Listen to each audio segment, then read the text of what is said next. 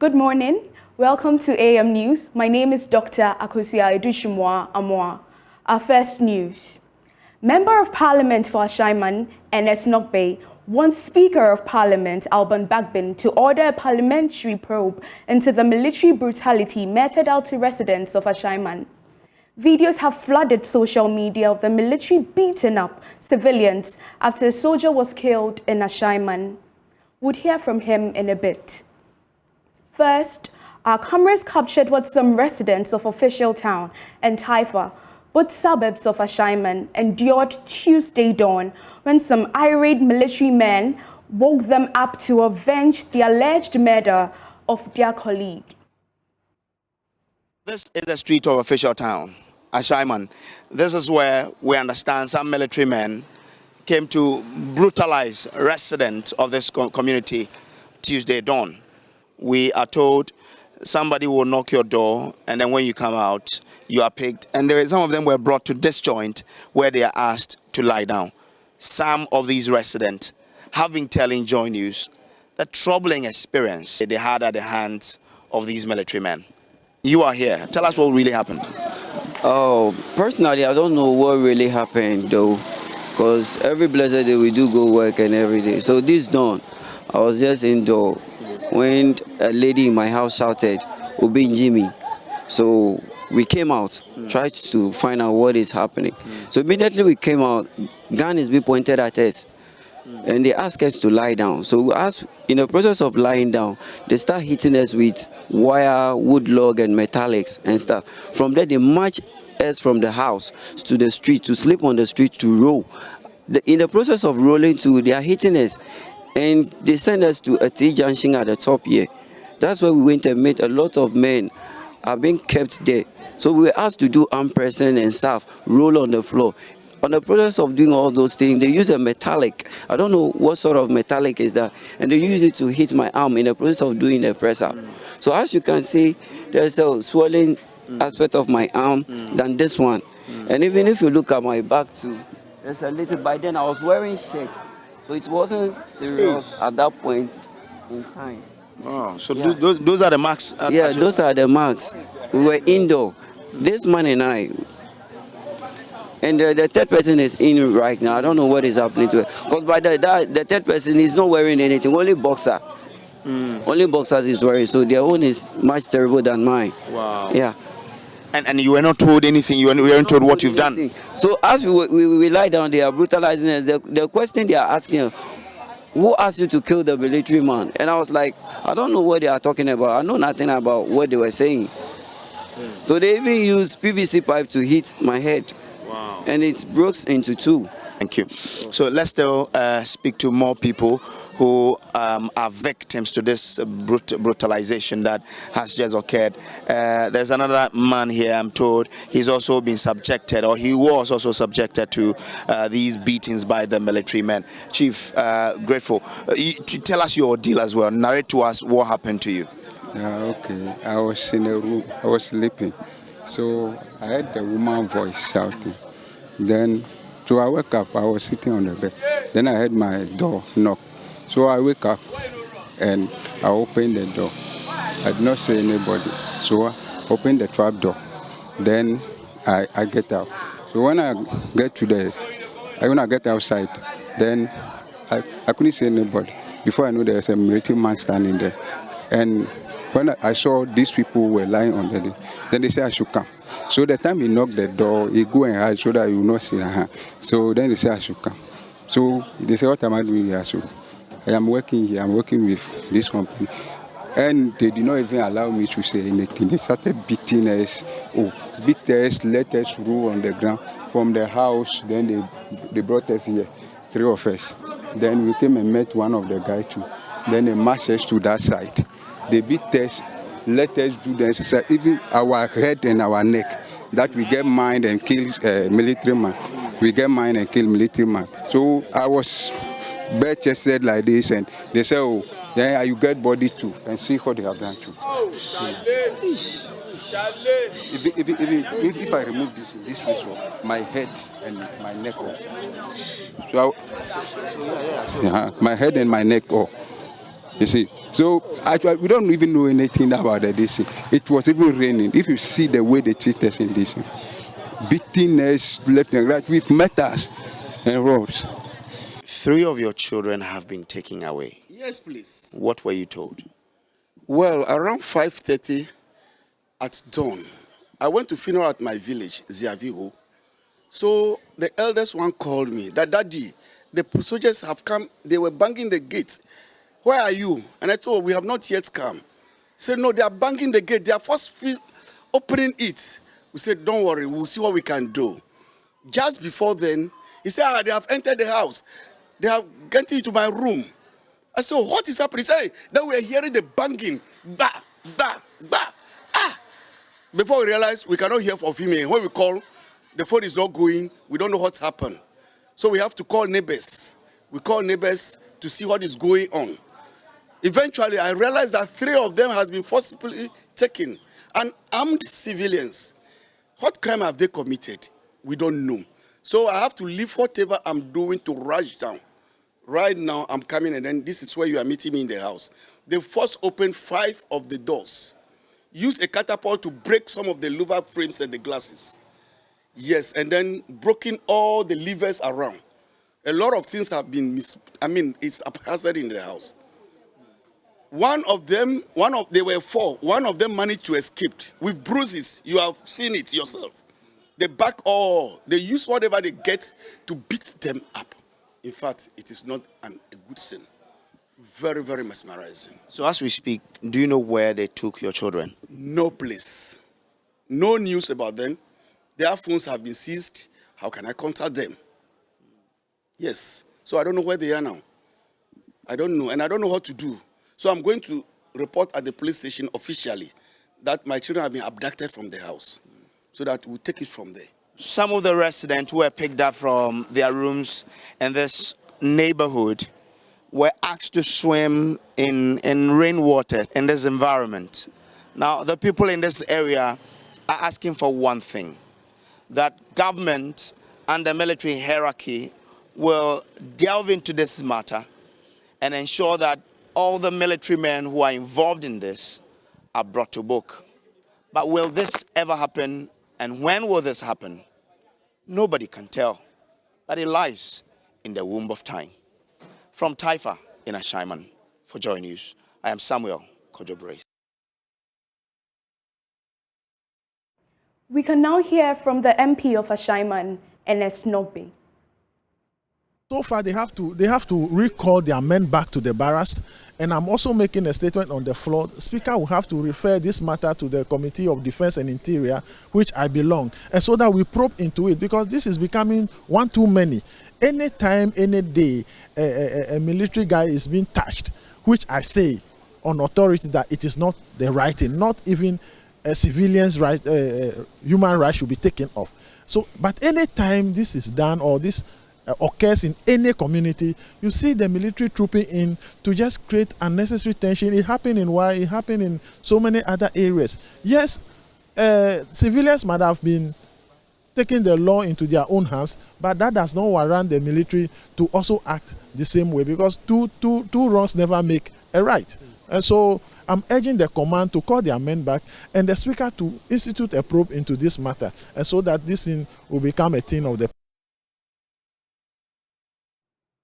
Still in Parliament, some MPs say they expect the economy to be the focus of President Akosua State of the Nation address today. We are expecting that the President will come tomorrow to give us some hope, and obviously we derived some information from yesterday's Independence, CCF Independent, and the President gave the assurance that obviously he's somebody who's going to make sure that we bring the economy back on track. So we believe in the President and believe in the President's team, and with the support of the Vice President, obviously tomorrow we would expect the President to give Ghanaians some sense of hope and assurances, and also expecting that the IMF would be something that will be approved by the middle of end of March. So our expectation of the President is to just reiterate and give us the confirmation and assurance, not only to we the parliamentarians, because the President is the President for the whole country, and the Ghanaians are expectant to hear something good and encouraging. And we know the President of somebody of steam, and we know times have not really been well. But obviously, if you're a leader, it's not every time. It's the more challenges you face that makes you a better person. So obviously, we expect the president to touch on the economy and to make sure that the economy, the assurance that is needed as part of his speech, and also to gather the unity that is needed in respective of other political parties, whether NDC or MPP, should unite the country, and we have patience with the president. We realize that a lot of promises have been made in this country. As we speak today, all contractors are not on site. Being road, hospital facilities, any government contractor has abandoned sites. We expect the president to come out and state the reasons. If it is financial, let us know. We expect the government to say something about it. We expect the government to say something about the vaccines which are not available. Firstly, he's supposed to come and tell us the state of the nation. Where are we? Where are we going? What have we done? Clearly, I mean, there are some strides that we've achieved. He's supposed to tell us about that. I mean, there are some good things that I'm sure the president is going to tell us. We may not hear everything good. Yeah, of course, we all know we are in challenge, we are in hard times.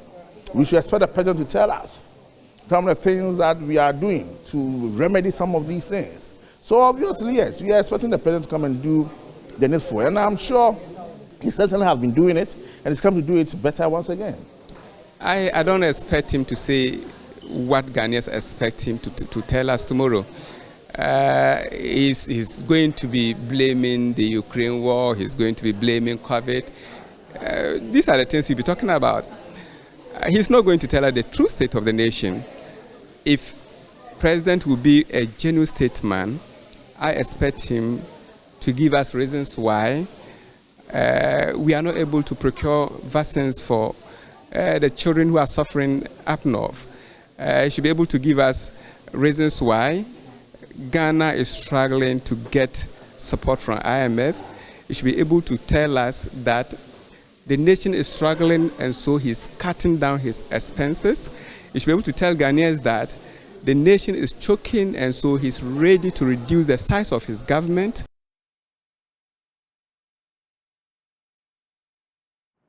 Away from Parliament, while West District Director of Health, Dr. Cecilia Kakraba, is worried about the lack of electricity and water in most health facilities in the area. She notes that this is negatively impacting service delivery. Dr. Kakraba was speaking at the annual Health Sector Performance Review, from where Rafiq Salam reports. The West District, in terms of land size, is the biggest in the Upper West region. The district has a total population of a little over 98,226 communities, placing second fiddle to the one municipality. It has 58 health facilities that includes 45 functional CHIPS compounds, 9 health centers, 2 private health facilities, and 1 district hospital. Speaking at the West District Annual Health Sector Performance Review Conference, West District Director of Health Services, Cecilia Kakraba, disclosed that the district chalked major successes under the year in review. Key among them is the 0 cases of maternal deaths, reduction in home deliveries, and teenage pregnancies. We recorded 0 maternal deaths in the year under review. We were able to improve the first prime antenatal registration. We also reduced home deliveries. We increased functional CHIP zones. And we improved all the EPI indicators, expanded program of immunization indicators, and we increased the 4+ antenatal visits. We reduced teenage pregnancy, and we increased in IPT3 percentage. These feats, according to Cecilia Kakraba, was achieved through sacrifice and commitment by the health workers. Beyond the achievements are challenges ranging from lack of electricity at health facilities, inadequate water facilities, and motorbikes for personnel. Chief Executive Officer of the National Youth Authority, Pius Hajide, has assured of the timely completion of the Volta Regional Youth Resource Center in Adaklu.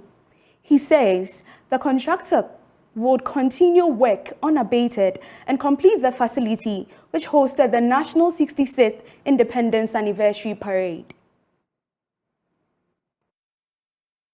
Construction works, which began on the Volta Regional Youth Resource Center in Adaklu in 2018, stalled after 24 months of work.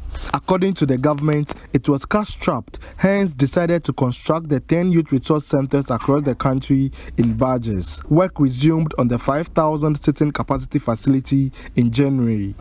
It was put in shape to host the National 66th Independence Anniversary Parade on Monday.